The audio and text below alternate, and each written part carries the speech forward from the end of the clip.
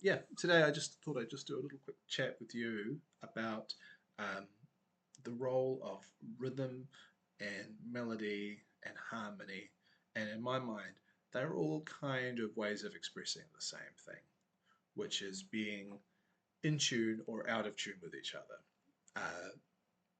And so there is some phenomenons that happen in acoustics. One is that we've recognized this quality of the octave, or and the rhythmic way of thinking that is being in time with the basic pulse. So everyone can clap or should be able to clap in time with each other, and this goes back to being able to think and one and one and one and one and one right. So the same thing is with octaves, which is for me, or unisons or whatever. We're playing the same note, so all of us, can play.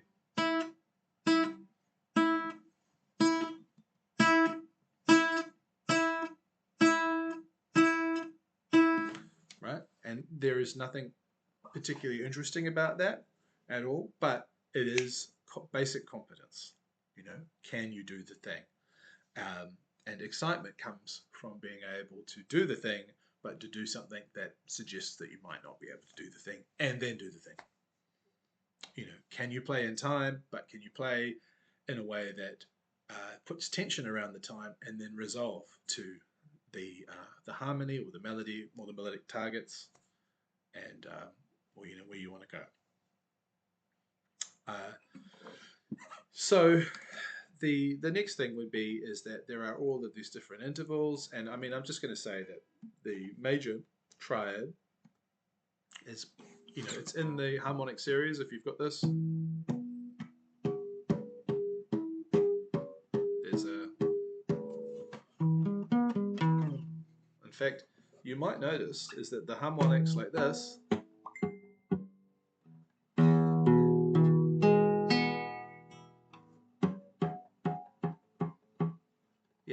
are the same as the E major chord here.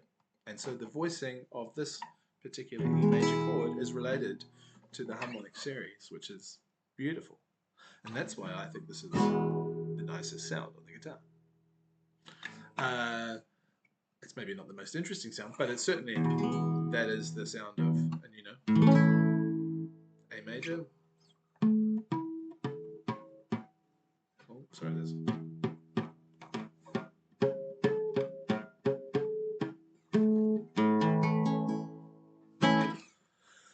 out of tune, but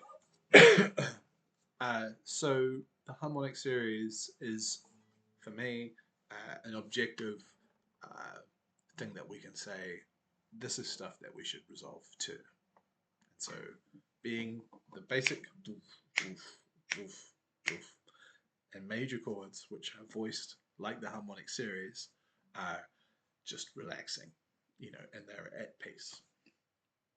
And so in principle, anything that's not those things is going to be interesting. So offbeats, swung notes, different subdivisions, all of these different types of other layers of complexity on top of the basic.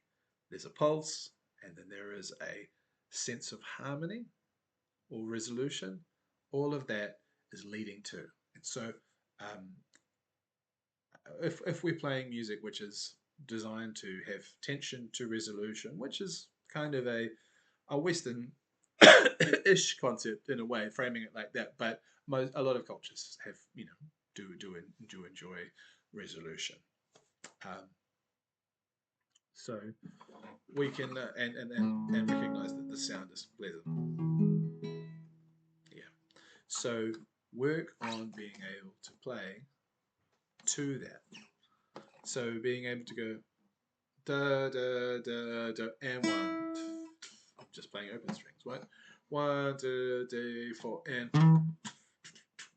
dun dun dun dun dun dun dun dun and va da da da da da da da da da da. I'm just playing E here on the 7th fret. 2, 3, and 1. Right,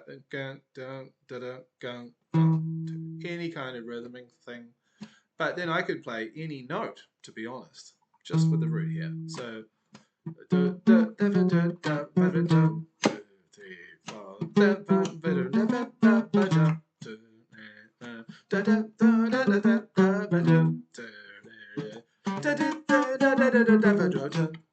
as long as you're hitting that last note, there's a sense of resolution, right? And I mean, I could play the third, which is G sharp, which is on the sixth fret here on the D string.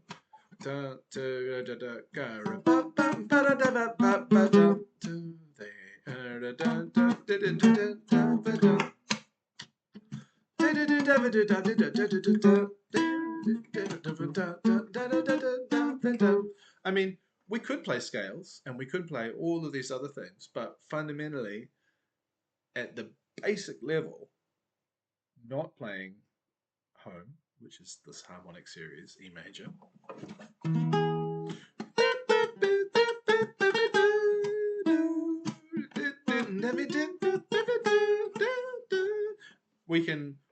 we're still functionally working within a framework of tension and release. And so I would say is that there are levels of thinking that we are capable of thinking fast about. And so people go, oh, well, I want to play this particular scale over this chord or any of those things. I would point out that playing a major scale sounds over a major chord isn't particularly interesting, because you're kind of just outlining the home sound. And what's more interesting is to play sounds that don't include the home sound, the E major triad in this case. And so, um, why not play F sharp minor, sounds,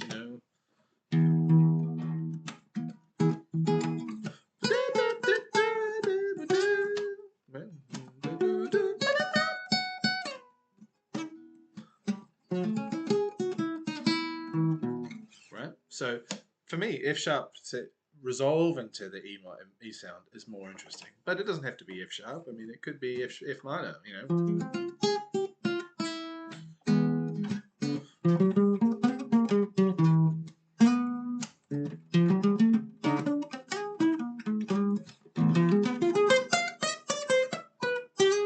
right? Or it could be G minor. Why not?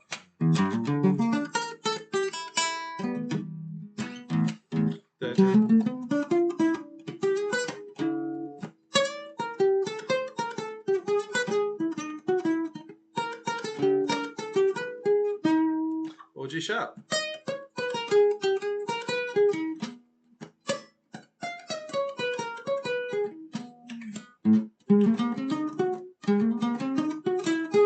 Right? So it doesn't have to look at G sharp, G sharp major, whatever works for you. But the point is it's not home resolving to home. And you could think about this as the 2-5-1 sound in a way, really, because it's this tension and release. And so when you're playing with other musicians, as long as we all agree on the resolve point, the other choices are interesting, unexpected, too weird, could be too weird, and recognize, for me, trial and error, and this is something that you might want to practice at home a little bit, is going through, well, does this sound work? What does this sound work as? What does it sound like? And figuring out, oh, I've heard this song in, I don't know, in some movie soundtrack, or I've heard it in another song, and recognizing, oh, that's what that sound is. But there are actually limited amounts of things that you could practice to get, a huge amounts of sounds, different kinds of sound worlds, and we're just resolving from something to E major, right? And you can use scales, you can use arpeggios, you can use anything that you already know, but it's the feeling of being away and then resolving too that's the important thing. And this is, for me, going back to the original thing about rhythm, which is, and one, the up feel is not home, this is home.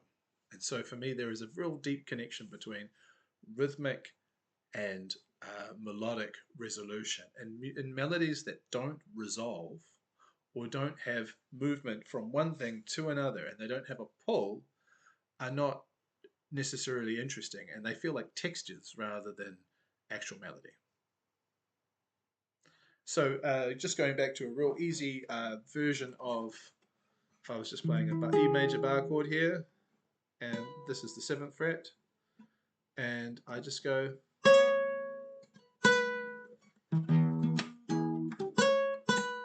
right, and this is going from the 6th, which is C sharp, to B. And so 2, 3.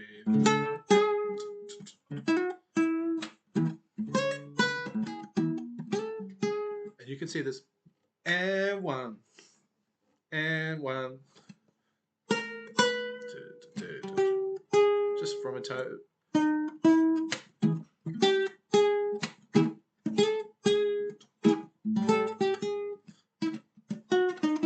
And so as long as you're targeting the resolution point, you're going to be playing something that's coherent to the music that you're playing.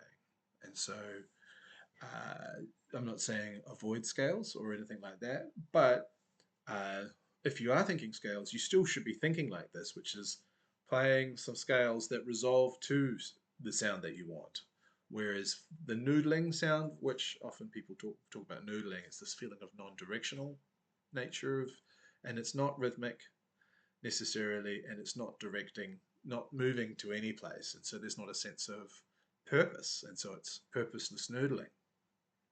And I would say, um, at least pretend, at least acting musically as if your music has purpose is a good thing. So, good luck. Try it out.